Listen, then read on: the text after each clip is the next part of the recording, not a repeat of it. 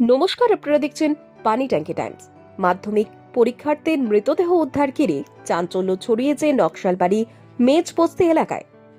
জানা গিয়েছে, বান্ধবীর বাড়িতে থেকে মাধ্যমিক পরীক্ষা দিচ্ছিল অর্পিতা মণ্ডল। গতকাল বিকেল পর্যন্ত ঘুম থেকে না ওঠায় ডাকাডাকি করে তার বান্ধবী। শেষমেশ অর্পিতার মাকে ডেকে নকশালবাড়ি হাসপাতালে আনার পর মৃত ঘোষণা করে চিকিৎসক। আজ মৃতদেহ ময়নাতদন্তের জন্য উত্তরবঙ্গ মেডিকেল কলেজ ও হাসপাতালে পাঠানো হবে। মৃত ছাত্রীর নাম অর্পিতা মণ্ডল, নকশালবাড়ি খালপাড়া এলাকার বাসিন্দা। মৃত্যুর কারণ নিয়ে ধন্দে পুলিশ। অর্পিতা নকশালবাড়ির নন্দপ্রসাদ বালিকা বিদ্যালয়ের ছাত্রী এবং হাতে ঘিসার পরীক্ষা কেন্দ্র মাধ্যমিক পরীক্ষা দিচ্ছিল সেখানে। তবে গোটা ঘটনায় শোকের ছায়া নেমে এসেছে এলাকা জুড়ে।